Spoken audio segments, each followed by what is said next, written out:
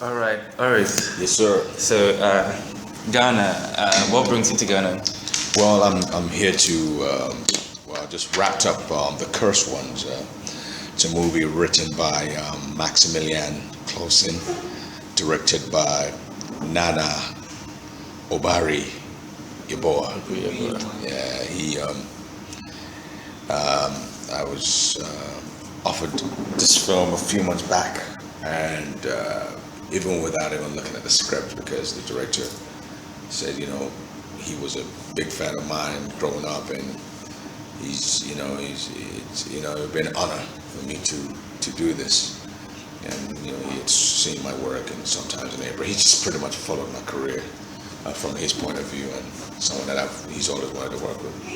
So I said, okay, I've never been to Ghana, very, very, I'm very tactful, regarding the kind of films I do, and if I only, and if I'm, after sometimes in April, I said to everyone, I only want to do very, very well manicured, good African films, with good team of people. I don't just want to take something just to take something, so that's what really brought me here. I saw the script, and I saw, the documentary. The documentary happened to be a documentary that takes place where my parents are from in Nigeria, Delta State. And I thought it's time that I embrace Africa. I've spent a lot of time in South Africa, so my whole thing now is to focus on the West Africa. And this was, I feel with this film, it spoke volumes. This was. And talking about your background from Nigeria, how often are you back from Nigeria? Well, I went back to Nigeria 2010 for the first time in 27 years. I grew in Nigeria from the age of 5 to 13, and the period I grew was during the military regime. We had coups, and I went to a military school. So for me, going back in 2010 was very different. It was a beautiful homecoming. I met everybody. I met the president. It was just crazy. To them, you don't realize, the magnitude of what it is you do when you return to home, or even here. Because I'm very, I'm not. I'm a very low key kind of guy. I just like to get. For me, I like the work to do the talking. I don't just pick a project just to pick the project, because I have other things in my life that I also focus on. But of course, filming is something that means a lot to me, and it's something that people would forever remember. So coming back to Africa and going back in 2010 was wow. I realized most of the ministers and all these people were watching my show. I'm like, you're about to become the president. So for me, it's like, wow, I'm like a little young man, all in one. Yeah. So yeah. So you played the lead in the Cursed One. Yes. So can you tell us a bit about your role? Without speaking too much about it, I play a character an outsider from the big city who comes into a little village to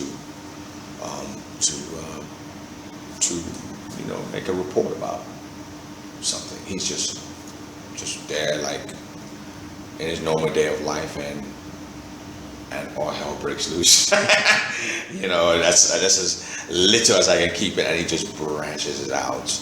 The beautiful thing about the Cursed One is, first of all, I want to say, I want to really thank the people of Mangoese and the people of Kofridia, Takrade, all these incredible regions, and the people that came from far and wide.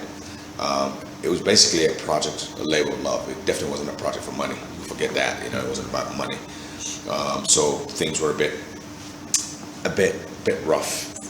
But at the end of the day, just to summarize a project, everyone that works on this project saw the diamond. They saw the potential of this project.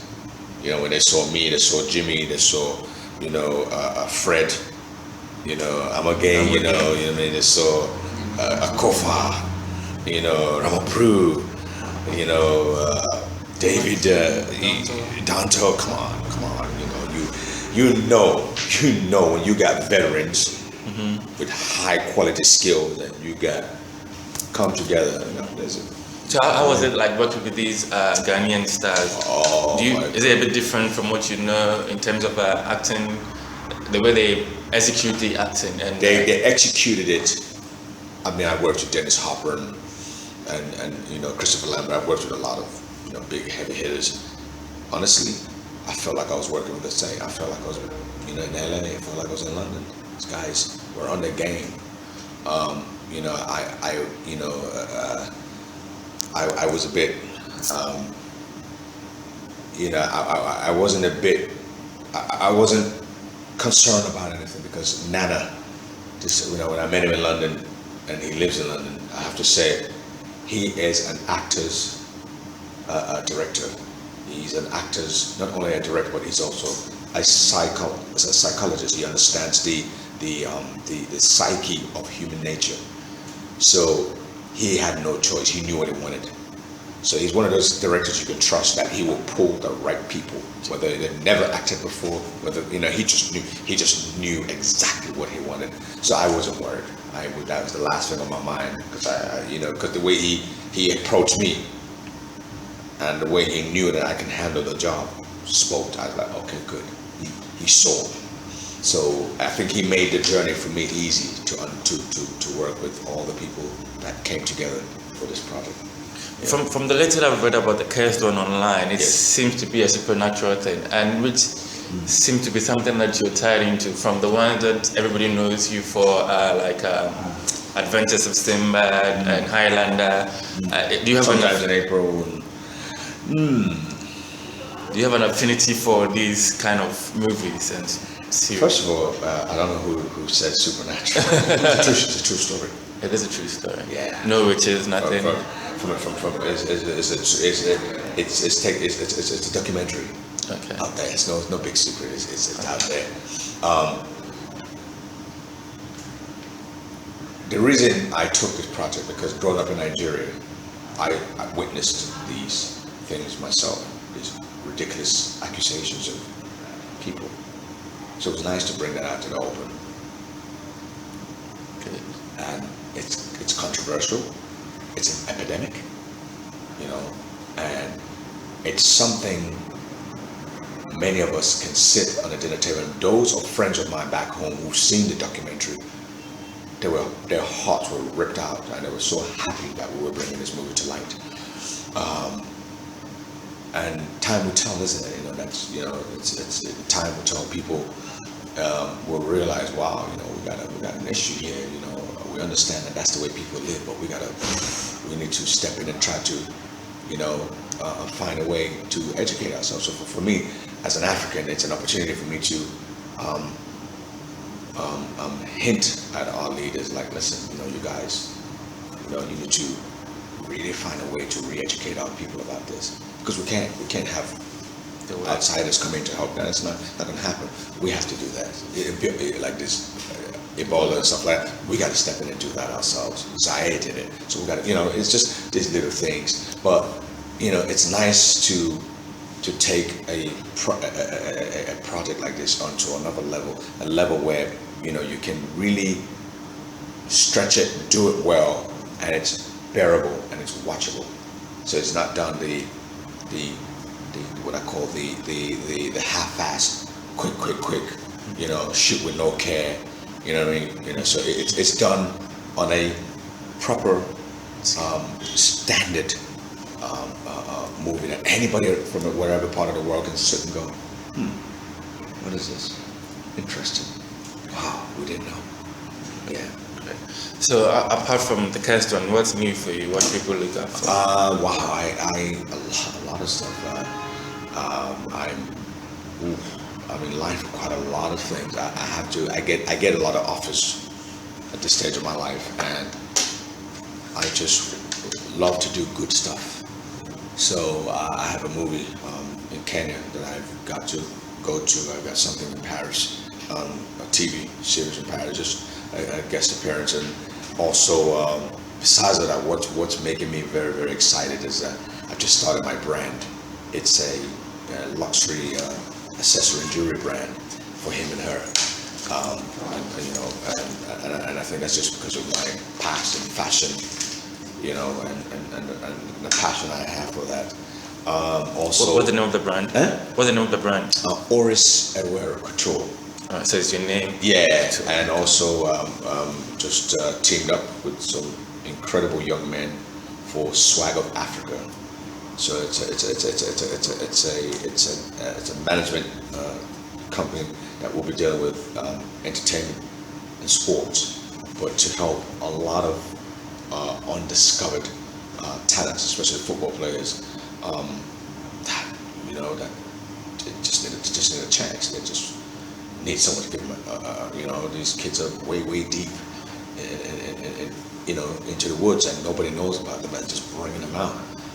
And so it's the era of giving. It's the era of we have to take responsibility. For me, the main to answer that question, I'm heading into the era of you got to take responsibility. And in that era, are you also focusing on bringing up new up and coming actors as well? Absolutely, and that was the beauty about this film. Me and Nana, when we sat and we conversed, one of the things that made me even embrace this film, he wanted to bring in up and coming talent too, and one of them was this gentleman here, Joseph Ottoman, and Ophelia.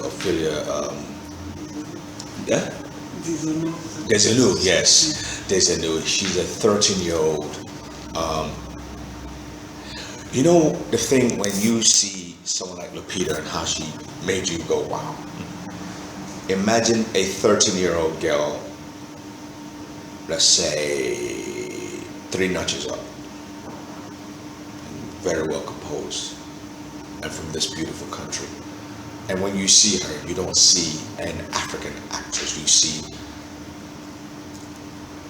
an actress and a force to be reckoned with by the world. Forget Hollywood. It's just I don't see Hollywood or this or that. I just see an actress, phenomenal. So for me, I'm just so glad that to be part of that, and that's what I wish for. It's to have the veterans and the up and coming always coming together until the very end, till the wheels fall off.